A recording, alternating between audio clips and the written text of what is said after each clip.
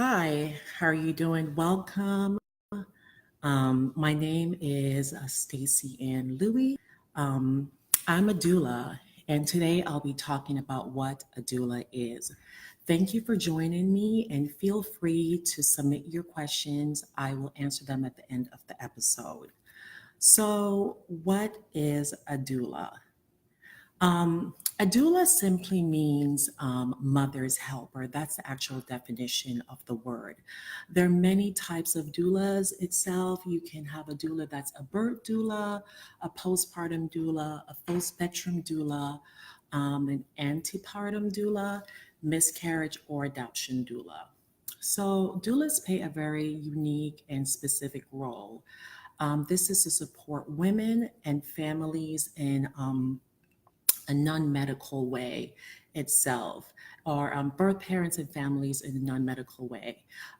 They're present to assist you in having safer birth, in the birth that you desire, to prepare you, to educate you before, of course, you have the birth itself, and to prepare you itself for your postpartum period itself. If you actually suffer a loss, while you're pregnant, there, of course, doulas. Your doula can help you with that if they're trained in that way. And of course, if not, another doula can step in and help you itself. Um, Now, just in short, a doula is someone who is trained to support families, educate them itself, and about their options and advocate for you. And I'll go back and I'll talk more about advocacy in a little bit itself. And just to know, of course, that the doula is the person on your team that actually works specifically for you. They're there to support you 100% to ensure that the things that you desire is something that comes through for you itself. There's no guarantee, but they're there to work for you. Um, so in Georgia, there's no standardized certification. However, there are a few well-known organizations that do train and certify doulas. There's Kappa, there's DONA, and there's ICEA. And of course, there are a few community organizations that do the same, that train and certify doulas. And we're talking about locally Bellies to Babies, and we have Ubuntu Wellness Academy, are just a few local community-based doula organizations that are on the forefront training doulas. Of course. So let's get into, I guess, the meat and of what this is. So what services do doulas specifically provide? Doulas provide an array of non-medical services, and you heard me say non-medical quite a bit, and of course, I'll go into that just soon itself.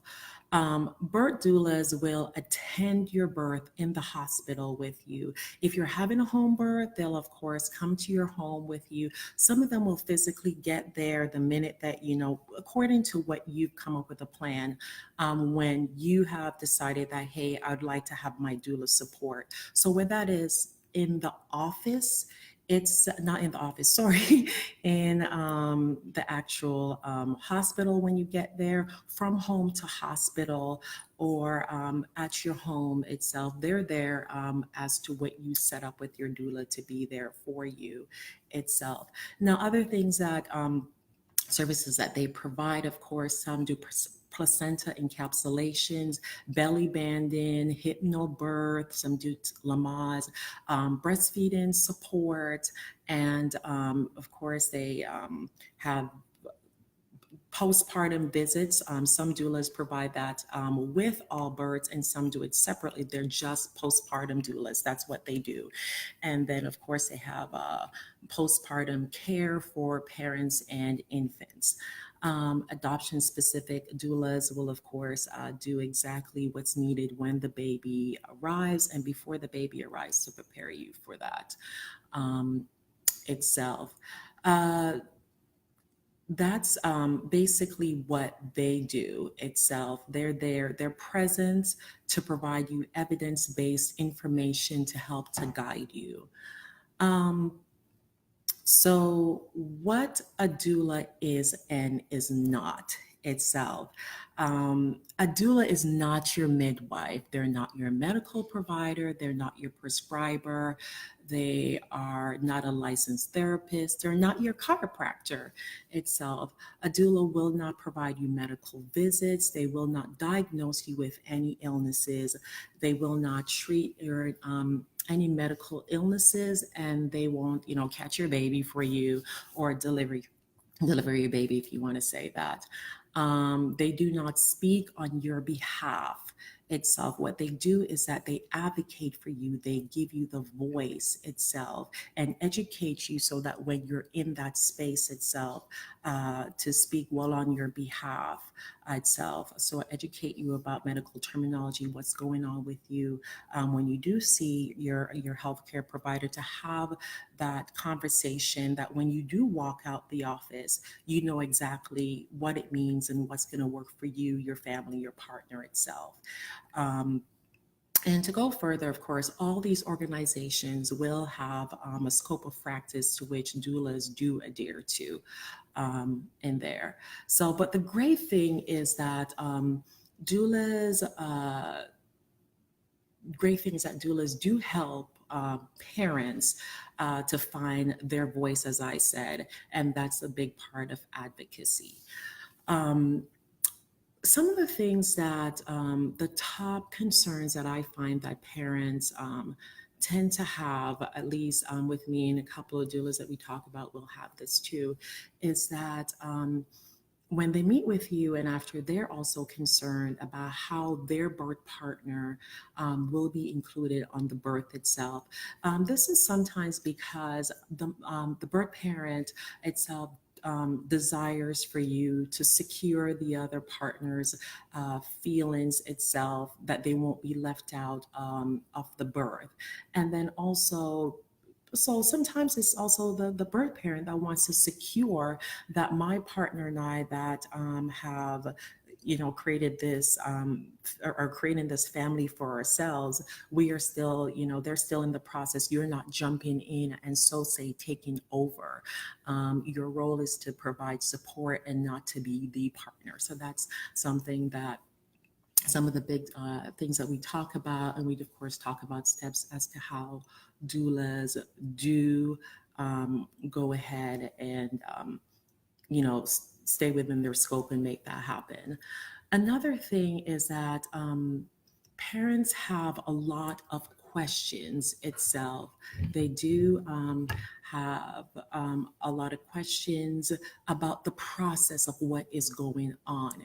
And they do that with you because they've developed a bond and they trust you and they view you as your ally and they want your expertise.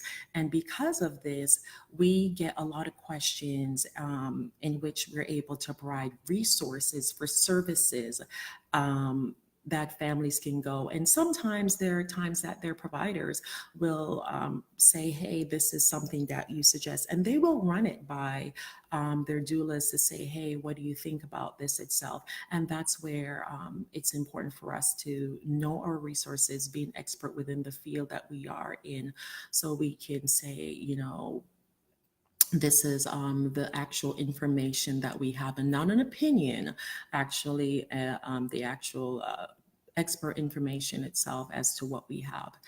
And another thing is that they want you to talk more about medical terminology. A lot of parents want you to break down medical terminology or medical procedures itself. And that's something that doulas actually sometimes do, say for birth, a first time or whichever time, they say, these are the things that you will come across or may come across. And let's talk about that and prepare you for that. When you go to your doctor's office, there's some parents that will actually say, oh, to the doctor, yes, yes. They sit and they agree and they go through everything.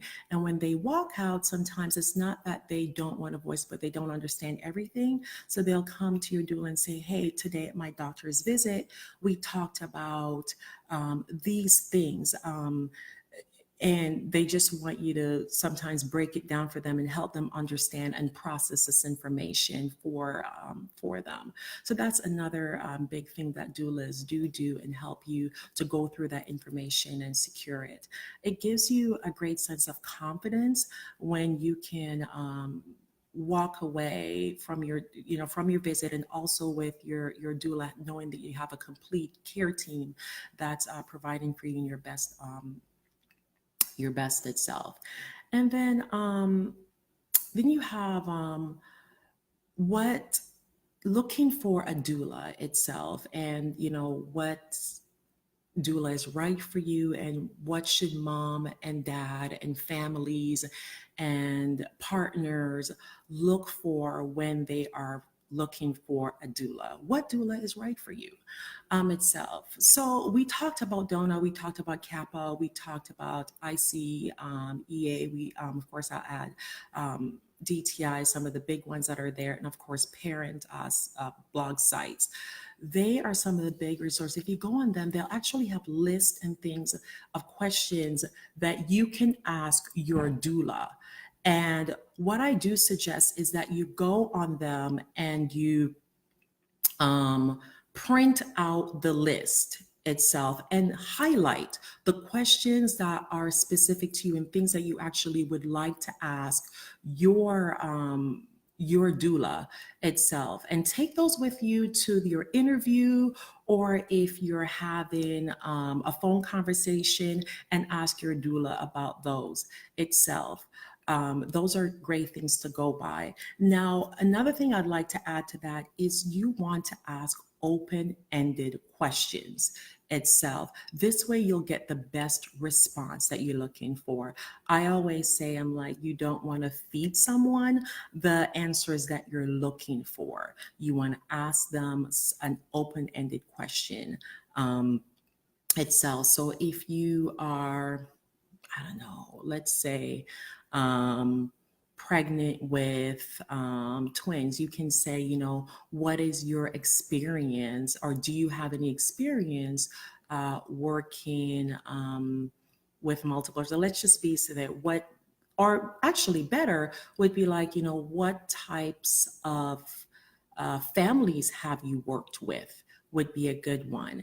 And then they will go in and talk about the types of families. And then from there, you can say, hey, have you, I heard you've dealt with singles. Have you ever dealt with, multiples? And what was that like? Fill me in, I'm curious. And, they of course will let you know. Another thing is that you can ask your doulas how many births they have been to. And this is not to disqualify any doula that has, hundreds of births, or 10 or 3 or 4 births. This is just a way for you to get to understand your doula and know where they're coming from itself. And also find out, if they have 12 births in 1 year, and then you see another doula that has 24 births in 1 year. Hey, you can say, is there a reason why you have 12 births? And they could probably say exactly, well, this is something that I do. I make space for my family, or so forth. So you can understand where they're coming from. So if you actually do like that doula, you don't use it as a disqualifier for that doula. Or you can say, hey, I feel more comfortable with a doula that's had a lot more births under their hat. It's your personal choice where you want to go to, but ask those questions, because at the end of the day, you want to be okay. But I think the biggest thing in choosing your doula is that you want to make sure that you're super comfortable with that person before you sign on the dotted line, that this is that person that that you're going to be sharing who you are with and opening up to, and you don't feel any level of judgment speaking to them itself. If I didn't say it before, I will be answering questions at the end of the episode. So feel free to ask whatever questions you have, and I will definitely answer them for you. Now, when it comes down to what does a doula charge itself? Sorry for my voice, but doulas, their fees are very broad in the range. Fees vary by location, I mean by city and state. Your fees will range from itself, and the level of training and the types of services that your doula is providing for you. And when we say type of services itself, this could be a day of doula service, or this could be a service that is more taking in more compass, like we're talking about nutrition, we're talking about spending 6 months with you, we're talking about being with you from the first moment that you actually feel that you are in labor to hours and hours after until you have to. So those are things that you want to itself, those incorporate your include in the fee itself. Sorry about that.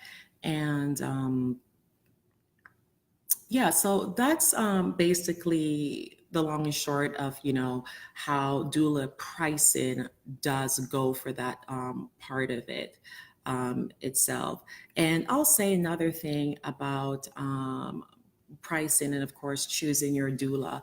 I would say get to know your doula first, who your doula is, and don't let that be something that kind of bars. There are lots of doulas actually who are really big in saying, hey, um, or you can say to them, I like you, but your fee is a little bit more than I can pay, or do you do things on a sliding scale? They're very good in working with you to make sure that you know you can get the service that you want. And if that's a doula that you like but something isn't a match, that doula will be, I don't know many of them that won't say, hey, I know a doula that could possibly work for you, because we know we hang in circles, so we do know other doulas, and we can say, hey, this is someone that could work with you, and I think that you would really like itself. And let me see if there's any questions. Looking to see for questions itself that you'd like me to expand on about doulas. I'm happy to answer them for you itself. But thank you for joining me. I see that I have a few people with me tonight talking about what a doula is. Now, to expand a little thing more on, say, postpartum doulas itself, I do find sometimes people, even though I did talk about it, are somewhat confused, or like, what exactly would they do for me post having the baby? A lot of things happen when you are pregnant, but the majority of what happens um, is after you have the baby itself, in terms of taking care of that baby, recuperating, from birth itself. And that's also a phase that you in birth want to take a